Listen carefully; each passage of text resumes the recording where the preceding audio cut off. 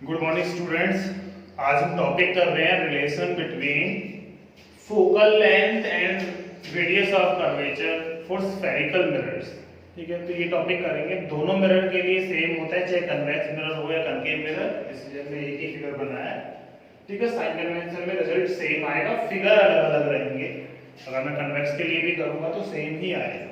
ठीक है, इसलिए भी एक ही फिगर बनाया। तो यहाँ पे हमें रिलेशन निकालना है फोकल लेंथ।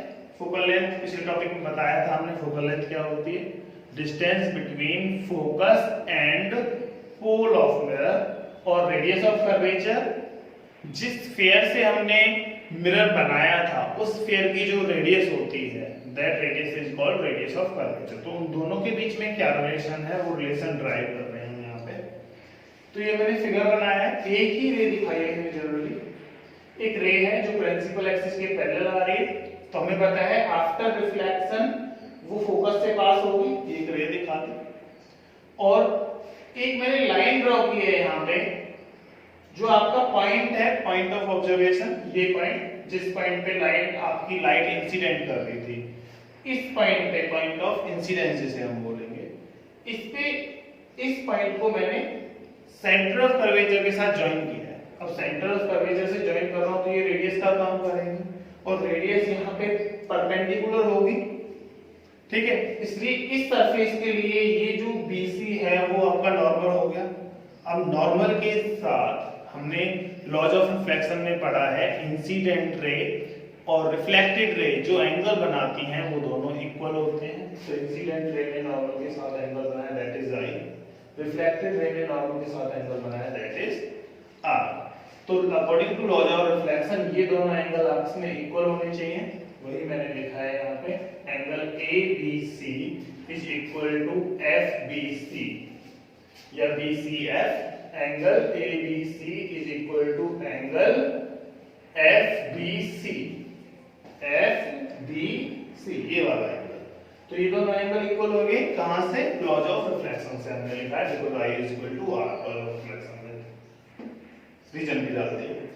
सेकंड यहाँ पे देखो, ये इंसिडेंट रे हमने प्रिंसिपल एक्सिस के पैरेलल ली थी, तो इसका मतलब ये दो पैरेलल लाइंस हैं, और पैरेलल लाइंस को ये वाली जो लाइन है, ये वाली लाइन, दोनों पैरेलल लाइन को इंटरसेक्ट कर रही है, तो ट्रांसवर्सल हो गई हमारे लिए। और ट्रांसवर्सल के अपोजिट साइड जो एंगल बनते हैं, that is called alternate angles. और अल्टरनेट एंगल पैरेलल लाइंस के लिए इक्वल होते हैं, तो इसका मतलब ये वाला एंगल जो यहाँ पे बन रहा है, दैट इज I, इस वाले एंगल के इक्वल होगा जो सी पे बना हुआ है।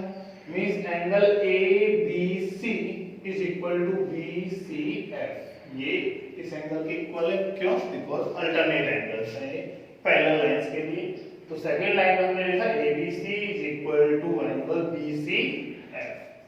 अब यहाँ पे देखो, ये दो आपके पास इक्वेशंस बनी हुई हैं।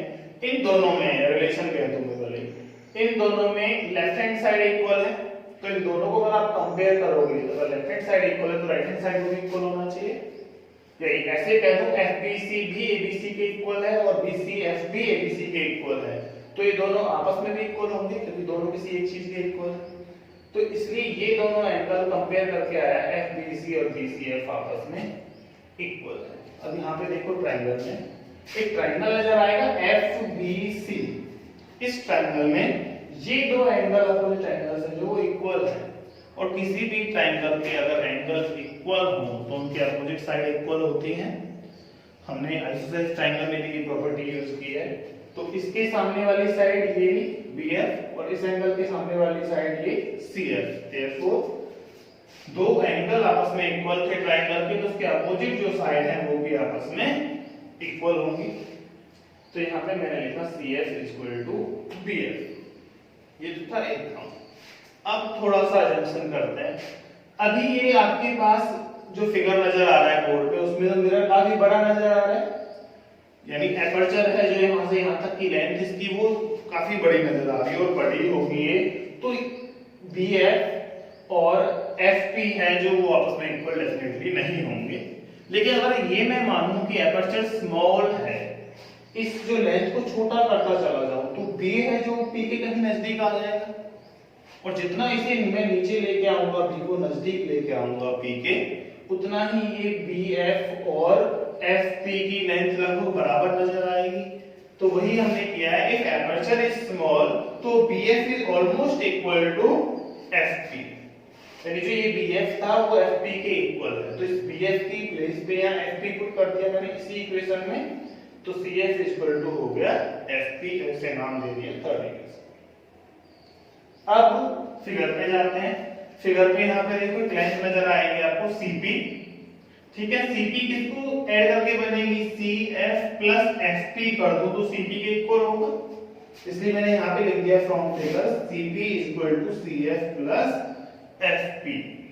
इक्वेशन 3 में हमने लिखा था CF इक्वल टू FP, तो इस वाले CF के लिए वैल्यू पुट कर दी FP, then FP plus FP हो गया 2FP, यानी CP is equal to 2FP, ये आ गया।